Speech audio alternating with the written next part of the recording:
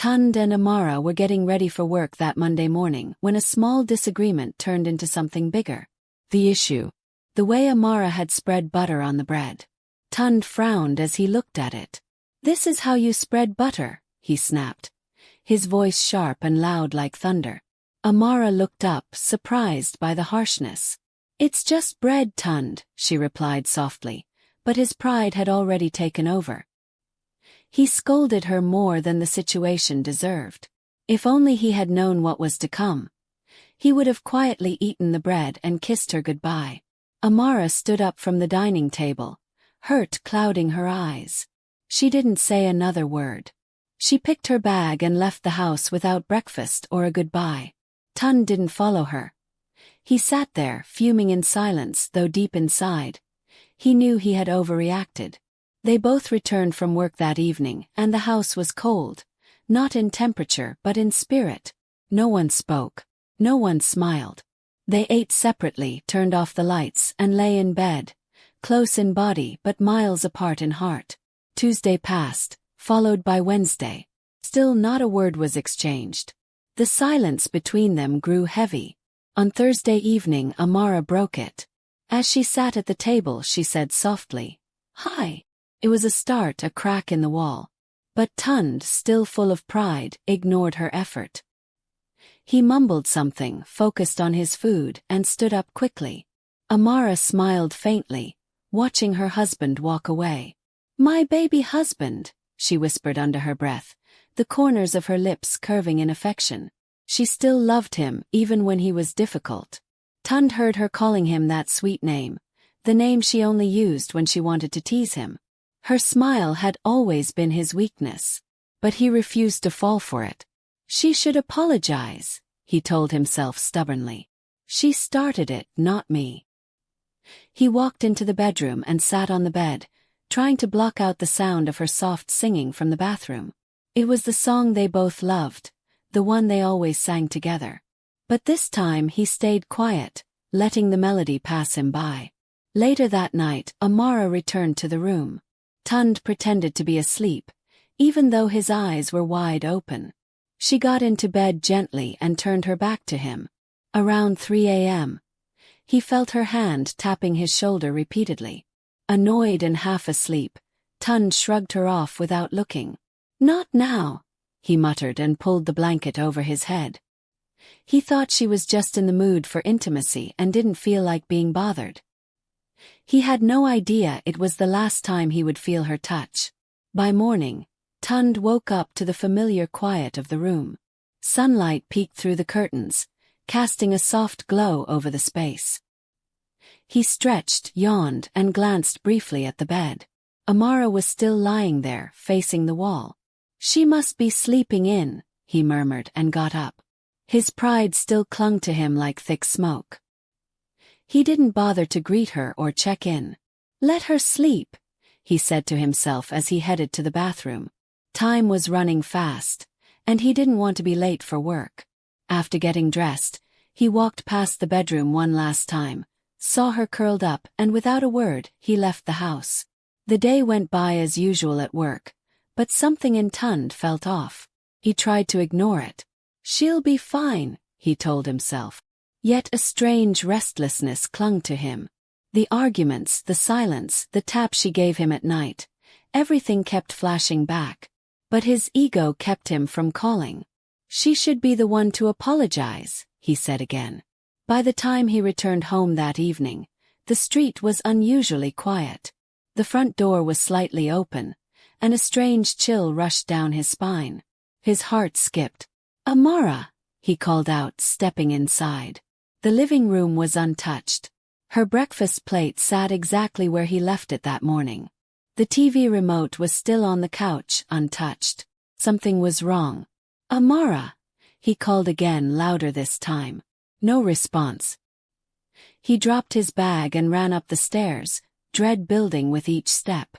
The bedroom door stood open, just as he had left it. Amara was still in bed. The same position. The same curve of her back. "No, no," he whispered, rushing toward her.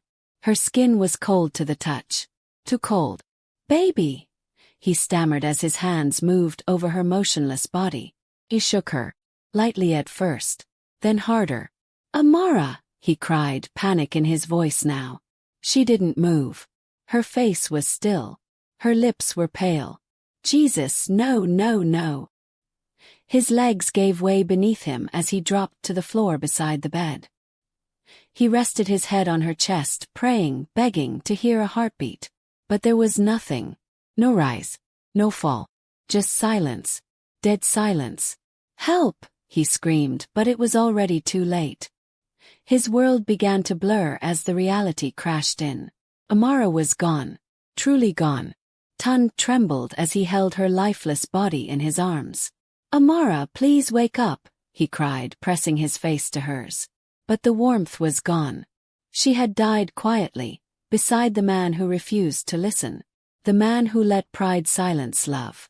As his tears soaked her nightgown, he remembered her soft singing the night before, her smiling face, the gentle tap at 3 a.m. She was calling for help, he muttered in horror. She was having a crisis. Oh God! Amara was asthmatic. Her inhaler sat untouched on the nightstand. All she needed was help. All he gave her was silence. Tunde sat on the floor of their bedroom, still holding Amara in his arms, his tears soaking both their clothes. His hands trembled. He couldn't think clearly. "No, this isn't real," he kept muttering. "Maybe she's just unconscious. Maybe she'll wake up if I shout again." But the house remained quiet, the kind of silence that screamed in the ears. He reached for his phone, but it slipped from his hand and crashed to the floor. His fingers were weak, his heart heavier than ever. Somehow he managed to call for help. The ambulance came, but the paramedics only confirmed what he feared. Amara had been gone for hours. Felt like the world stopped spinning. He sat in a corner while her body was taken away. People filled the house. Neighbors, colleagues, church friends. But their voices faded into a low hum in his ears. One woman approached him gently, placing a hand on his shoulder. "She was such a sweet soul," she whispered. Tunde said nothing. His eyes were swollen. His voice was lost. Nothing anyone said could reach him. He was drowning in regret. Pride had closed his ears and frozen his heart. And now, the woman he loved more than life was gone. Because of him. 3 days passed in a blur. Her body was brought back home in a coffin for the final rites. Tunde stood beside it like a statue, dressed in black, surrounded by mourners, yet completely alone. Amara looked peaceful in the coffin, but to him she looked far too still. "If only I had answered her," he whispered, kneeling beside her. "If I had just asked what was wrong, if I'd gotten her inhaler." He gripped the side of the coffin tightly. "I'm so sorry, Amara. Please forgive me." But her eyes never opened. Her lips never moved. Forgiveness, if it existed, would have to come from within. At the burial ground, Tunde stood in the front row, but he didn't hear the prayers or notice the people around. He stared at the ground where Amara's body would soon be laid. As the coffin was lowered, his knees buckled and someone had to hold him. "You can't go yet," he shouted. "We haven't even made up. We didn't say sorry. You smiled, and I turned away." His cries broke the silence. The air was heavy with sorrow. The pastor tried to continue, but Tunde's weeping drowned everything. "She was my everything," he cried. "I killed her with silence." After the funeral, the house was never the same. Tunde walked through each room like a ghost. The kitchen still had her apron hanging. Her scarf was still on the couch. Her perfume lingered in the air, teasing his memory. He sat on the side of the bed she once occupied, picked up her pillow and held it to his chest. Every moment with her replayed in his head. The laughter, the songs, the way she used to say, "You'll always be my baby husband." He would give anything to hear her voice one more time. But all he had left was silence and the weight of what he didn't say. On the 3rd week after her passing, Tunde finally visited her grave alone. He knelt on the soil, staring at the fresh mound. The tombstone read, "Amara Ease. Beloved wife. A light that couldn't be dimmed." He touched the stone gently, tears welling up again. You should be here. You should be smiling, singing, filling the house with warmth. His voice broke. But I let pride kill love. I let my ego speak louder than your pain. He laid a rose on her grave. I'm sorry, Amara. I should have held you. I should have listened when you needed me most. He stayed there for hours talking to the wind, hoping somehow her spirit could hear him. You tapped me. I thought you wanted affection. I didn't know it was your last cry for help. His face fell into his hands. If only I could turn back time.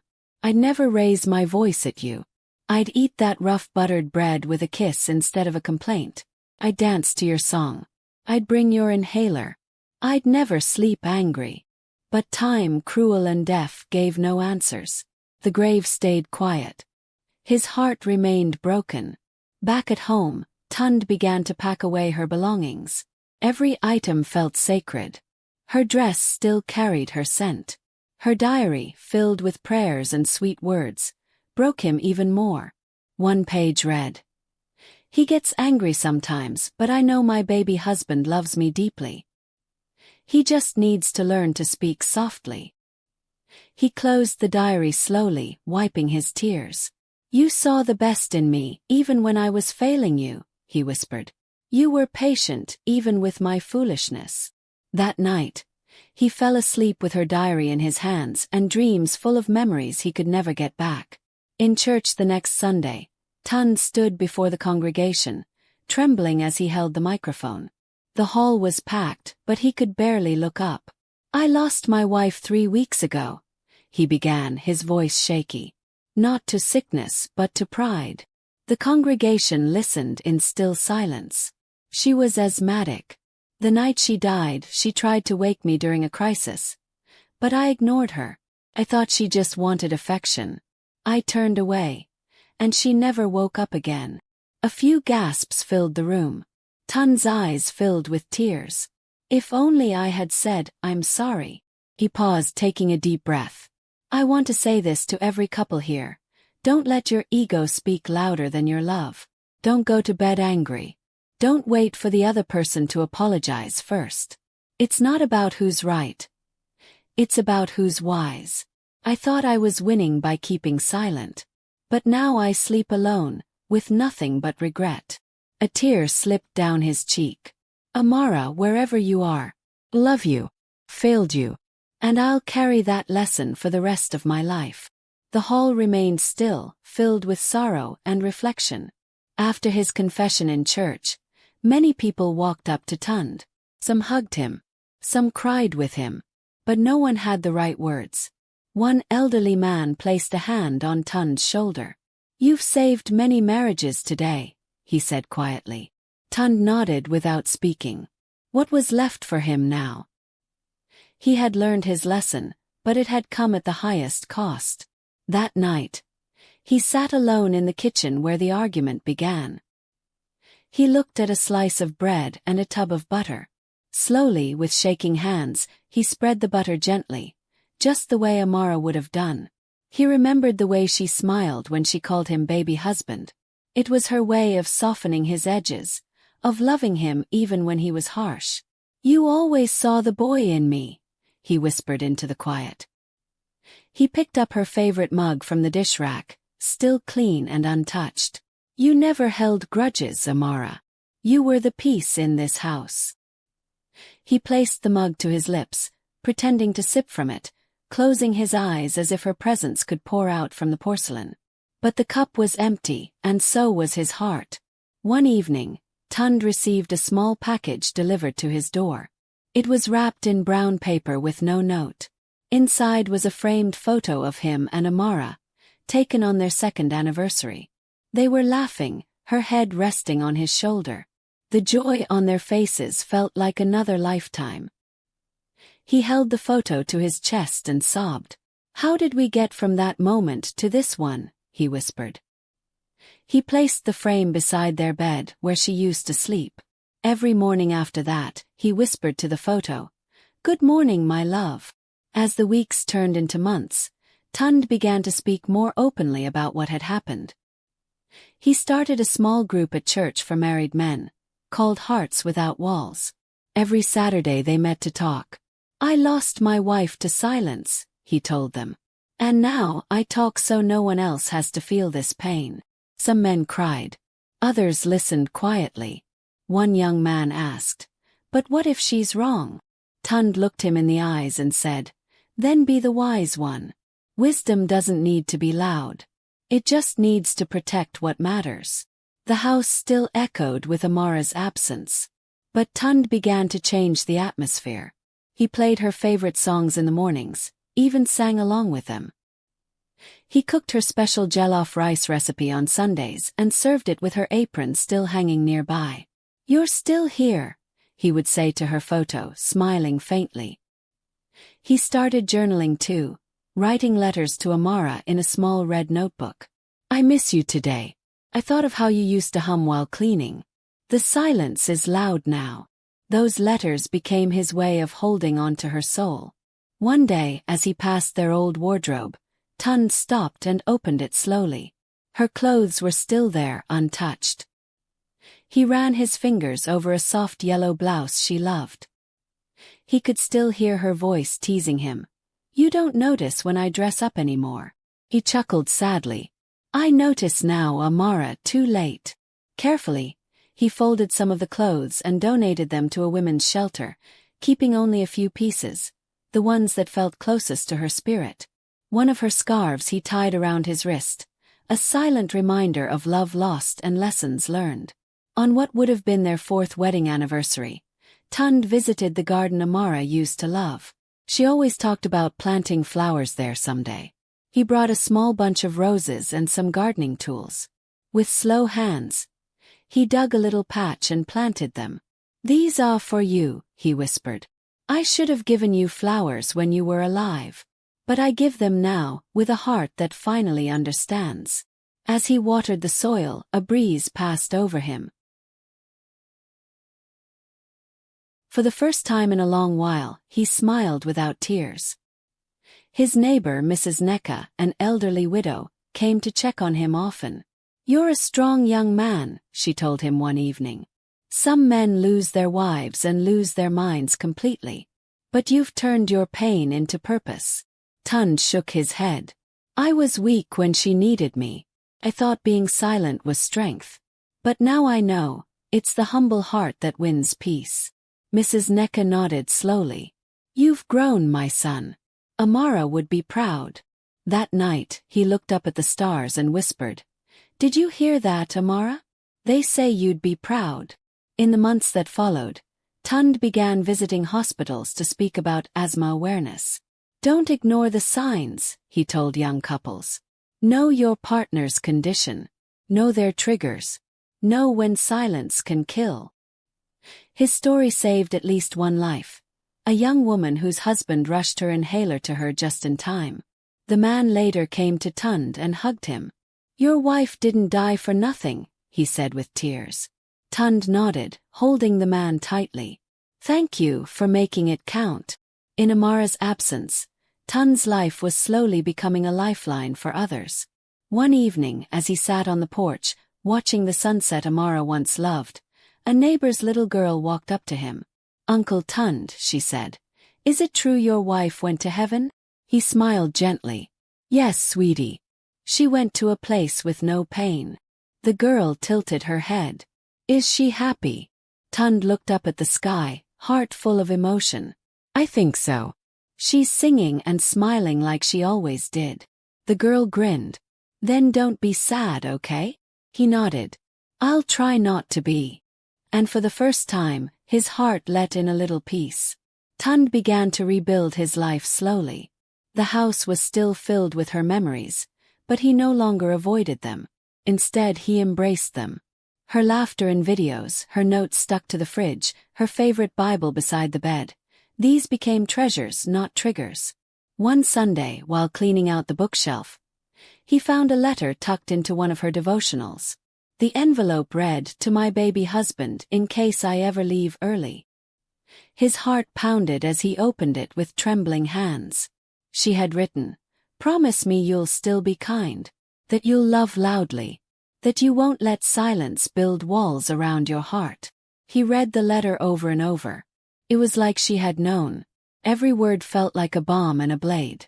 She ended the note with, "If I ever leave before you, remember, you were always enough for me. I only wanted more of your softness, not your perfection."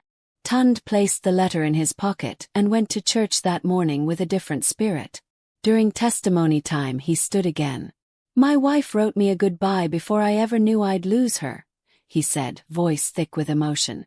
"Please tell your loved ones how you feel, while they can still hear you." The church grew quiet. Husbands reached for their wives' hands. Wives wiped away tears. The pastor stepped forward slowly and said, "This is what it means to turn pain into purpose." After the service, couples came forward asking Tunde for counsel. One woman whispered, "You've made my husband hug me for the first time in months." Another said, "We slept angry last night." "Not again." Tunde smiled through his pain. Amara's story was changing lives. It didn't bring her back, but it was bringing healing to others. And that gave his grief a mission. That evening, Tunde walked into the bedroom and stared at the ceiling. "You were too good for this world," he whispered. "You loved deeply, even when I acted foolish." He took her picture frame and placed it on the center table. "I promise, Amara, I'll never let another man make the mistake I did. You didn't die in vain." He knelt beside the bed, tears slipping quietly down his cheeks. "I'll carry your love like a lamp, and I'll light it in every broken home I find." And from that night forward, his sorrow began to share space with purpose. Weeks passed, and the garden where he planted roses began to bloom. Every morning he watered them, sometimes humming the song she used to sing in the bathroom. The neighbors noticed. One day Mrs. Necka walked past and said, "Your flowers are beautiful, Tunde." He looked up, smiling softly. She loved flowers. "I'm just finishing what she started." She nodded and added, "You're healing and you're helping others heal too." That night he wrote in his journal, "Dear Amara, the roses are opening now. You would have danced around them with joy. I miss you, but I'm keeping my promise." One rainy evening, Tunde got a call from a friend whose wife had locked herself in the room after an argument. "Bro, I don't know what to say to her. I'm tired." Tunde responded without hesitation. "Say you're sorry, even if you don't feel like it yet. Say it before it's too late." The man paused. "But what if she blames me?" Tunde closed his eyes. "Let her. Take the blame. Be the bigger heart. Ego doesn't fix marriages. Grace does." Later that night the friend called again. She opened the door. "We're talking now." "Thank you, Tunde." He smiled. "Tell her you love her too." People began to invite Tunde to marriage seminars. They didn't care that he wasn't a counselor. They wanted to hear the story that was real. Redemptive. At one session he told the crowd, "The devil doesn't always come in fire or storms. Sometimes he comes through silence, through pride, through a word unsaid." A young couple came forward crying. "We've been cold to each other for weeks.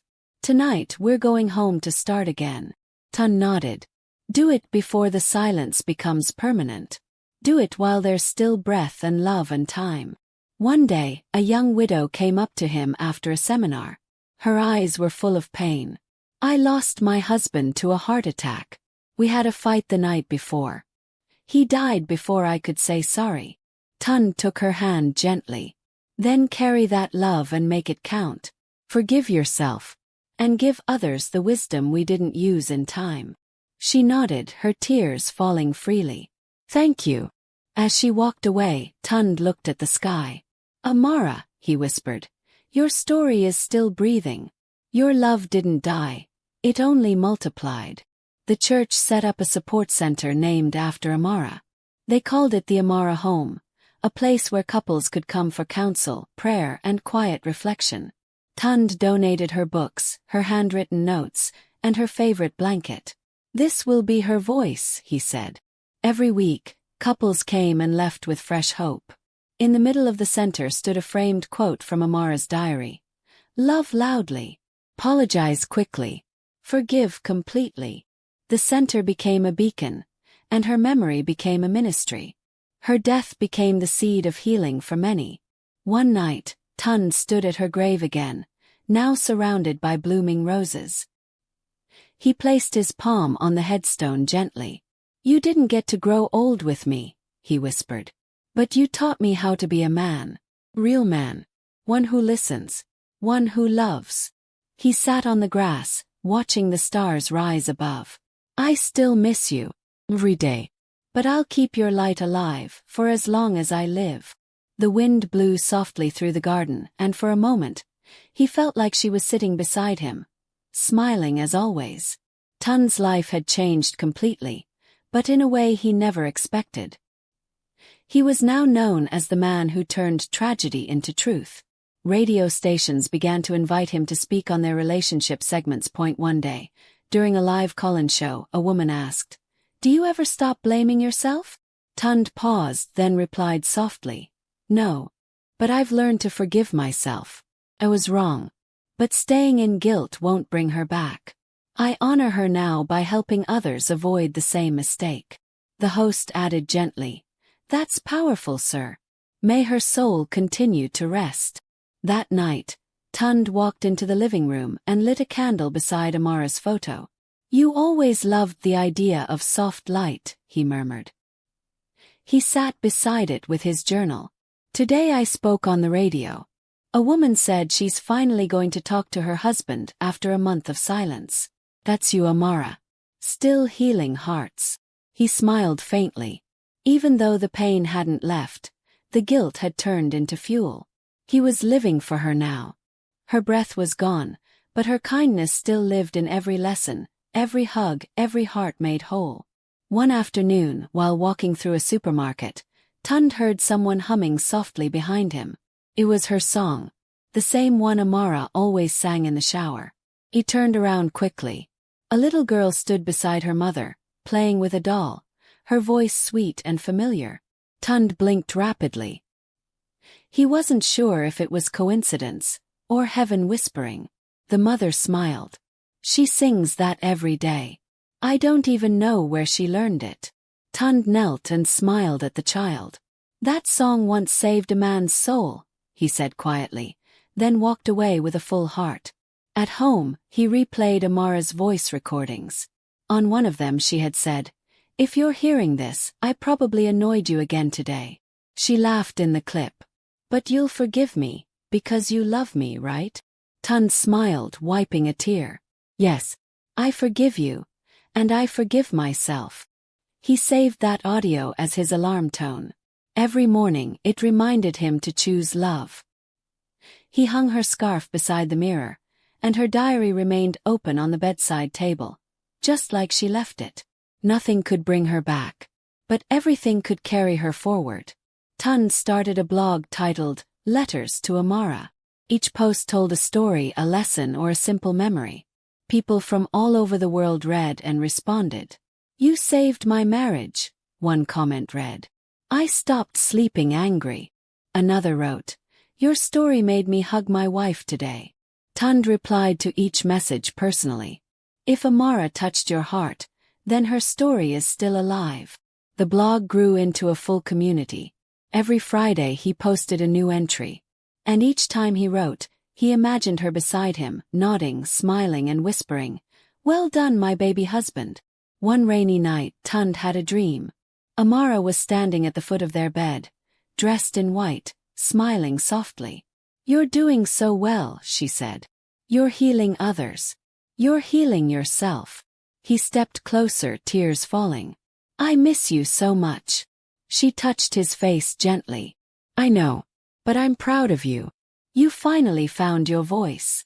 As he reached out, she faded slowly into light.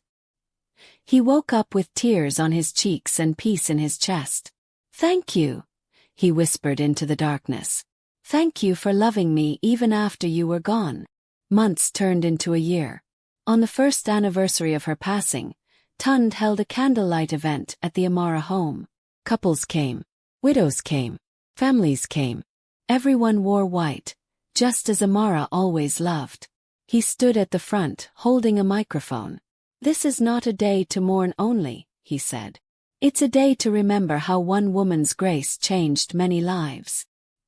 He told the full story again, this time without choking on every word. Amara left quietly, but her love is still loud. The crowd clapped slowly, tears falling freely. That night, love felt stronger than grief. After the event, a young man approached him. Sir, my fiancé and I were about to call off our wedding. But after tonight, we've decided to fight for each other. Tunde placed a hand on his shoulder. Good. Love is not about being perfect. It's about being present. Be there. Listen. Speak kindly. The man nodded. Thank you, sir. You gave us back our hope. Tunde smiled. Then Amara's light is still shining. As the couple walked away hand in hand, Tunde looked up at the night sky and whispered, You're still here, Amara. You're everywhere. Later that week, Tunde visited a school to speak to teenagers about emotional maturity. It's not weakness to say sorry, he told them. It's strength to be gentle. It's strength to love without keeping score. One girl raised her hand. What if we don't know how to say sorry? Tunde smiled. Start with, I care about you, and I don't want us to be enemies. Let your heart speak. The teacher later said, You spoke more than wisdom today, you spoke healing. And once again, Amara's story touched another generation, quietly, deeply, permanently. That night, Tunde sat by the window with his journal. He wrote, Today a child asked how to say sorry. And I remembered how I didn't say it in time. But now your story is teaching people to speak before it's too late. He looked at her photo and smiled. You always said my silence was too loud. Now my voice carries your love. He closed the journal gently and blew out the candle beside her frame. Sleep well, my angel, he whispered. Your baby husband is finally becoming the man you believed in.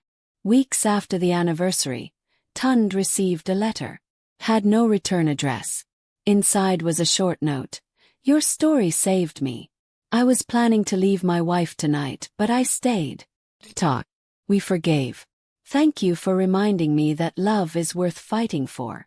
A small photo was enclosed, of a couple holding hands with 2 children. Tunde stared at it for a long time. You see, Amara, he whispered. Even in silence, your voice still moves hearts. He placed the letter beside her diary. Another family saved. Another home kept whole. Love still working. One evening while watching a sunset, Tunde turned to his friend Ikenna and said, I wish I had one more day with her. Ikenna nodded quietly. What would you do differently? Tunde's eyes softened. I would listen more. I would hug her longer. I would fight less.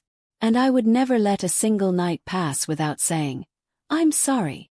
Kenna sighed. Then maybe tell others to do that today. While they still can. Tunde nodded. That night he posted online. Don't wait for silence to remember what a voice meant. Say the things now. After some time a publisher reached out. They wanted to turn his blog, Letters to Amara, into a book. Tunde hesitated. It's so personal, he said. Editor smiled. And that's exactly why people need it. It's real. It's honest. And it can help. Tunde prayed about it for days. Then finally he agreed.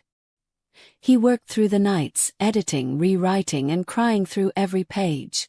By the time the manuscript was done, he felt like he had walked through his grief again, this time with healing in every step. The book was titled, I Lost Her But I Found Me.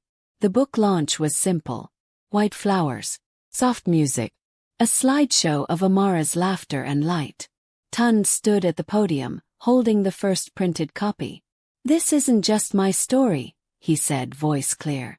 It's a mirror. For every man who thinks pride is strength. For every woman who's ever suffered in silence. For every person learning to love better. He paused and looked up. Amara, this is for you.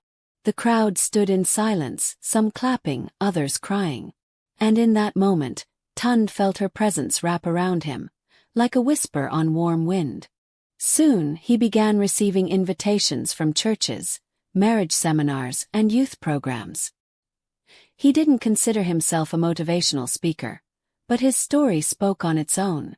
One day, at a retreat, a woman raised her hand during Q&A. "How do you move on when you cause the pain?" Tunde looked into her eyes and replied gently, "By owning your mistake, by not repeating it, and by using your experience to help others heal. Guilt will chain you. Purpose will free you."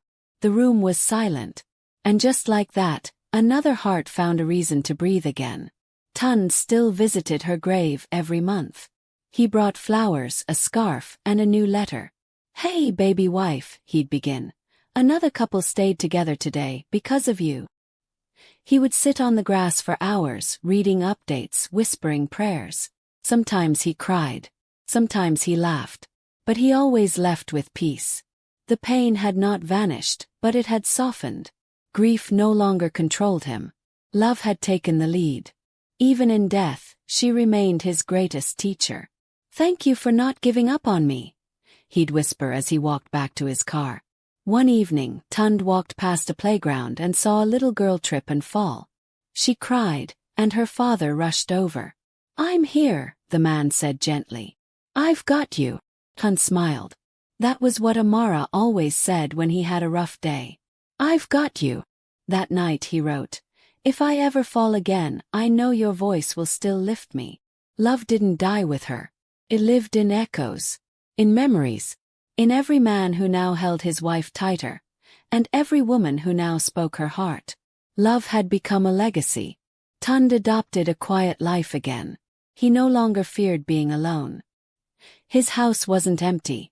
It was full of memories, wisdom, and warmth. Every photo held a story. Every corner carried her fragrance. Her presence was no longer haunting. It was calming. Sometimes he'd sit with soft music playing, sipping tea, and whisper, "You'd have loved this song." He didn't need new love. He didn't search for replacement. He had lived a love so deep it still echoed through time. And that was enough. Amara hadn't just been his wife. She had been his awakening. Years passed. Gray settled gently in his hair. Wrinkles softened his face. But his heart stayed young because it beat with purpose.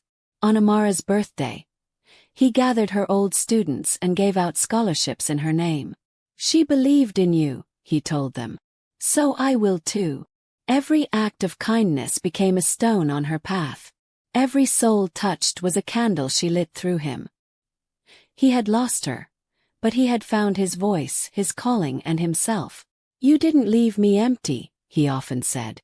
"You left me full of everything I needed to live." In his final blog entry, Tunde wrote, "Dear Amara, it's been many years now. I still miss you, but I smile more than I cry. Your name is on books, your story in hearts, your legacy alive. I hope I've made you proud. I hope heaven feels like home for you. Thank you for being my light, even when you became the stars. I will always be your baby husband, learning, growing, loving. Till we meet again."